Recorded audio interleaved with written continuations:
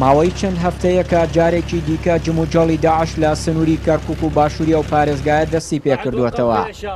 هەفتەی ڕابردووش دوای کوشتنی سێ وڵاتی کورد لە سنووری ناوچەی شێخ بزەنی لە سنووری ناحەی شوان و دواتر لە سنووری حەویجە بە ئاشکرا چالاکی سەربازیان ئەنجام داوە.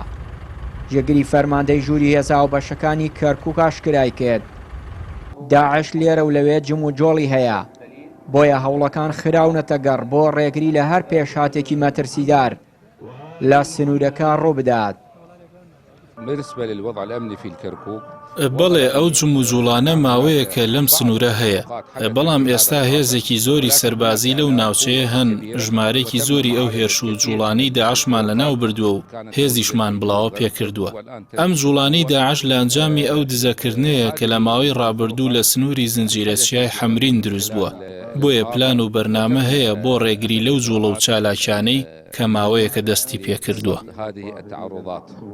ماوەی چەند جارێکە لە پێشاتێکی سیاسی واڵۆزیەکانی نێوان ئەمریکا و ئێران پاشماوەکانی داعش جوڵە سەربازیەکانیان لە چەند ناوچەیەکی عێراق و کەرکوک دەست پێ دەکاتەوە، بۆیە داعش سوود لەو ئاڵۆزیانە دەبینێ کە بەهۆی ناکۆکی نێوان ئەمریکا و ئێران لە سەر خاکی عێراق دروست دەبێت.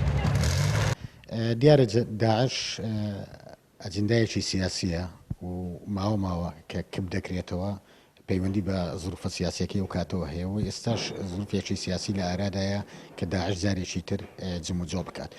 ئەوەی ئێمە بینین بەڕاستی شەڕێکە لە نێوان ئەمریکا، شەڕێکە لە نێوان ئێران لەسەر عەرزی عێراقا ڕوئەدا. ئەجندای ئەم دوو وڵاتەوە ئەکات داعش ڕۆژێک بەهێز بێت و ڕۆژێ لە گۆڕەپانەکەیە نەمێنێت. بۆیە ئەوەی ئێستا ئێمە بینین ئەم چالاکیەکەن کە لەم ناوچانە هەر ئەمە هەموو ئەوانن ئەو قیاداتانن کە ئێمە لە 16 ئۆکتۆبەر هێزی عێراقی ماندی بەرەو کەرکوک کات لە بڕیەوەی بچێتەوە بە تاواتی حەویجەوە لە پرۆسەیەکی سەربازیدا ڕزگار بکە پێشتر ئەوەی نەکرد، بەڵام دێ بۆ کەرکوک حەویجە بمایەوە بەو شوێنە مایەوە وەکو مۆڵگەیەکی سەربازی شاراوە و لە شێوەی شانەی نووسوو مابوونەوە فترەوە پێچی ئێستا هەلو مەرجەکە ئەو شەڕی لە نێوان ئێران و ئەمریکا هەیە جارێکی تر پێویست بکات ئەم ئەجندایە ئەم گروپە جارێکی تر بجوڵێنێ بۆ جێبەجێکردنی ئەجندایەکی سیاسی.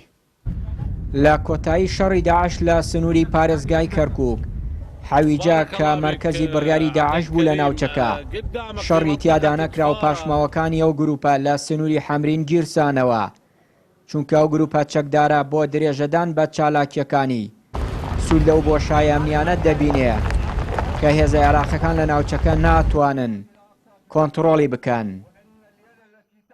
چیانووری، کەناڵی ئاسمانی پەیام، کەرکوک.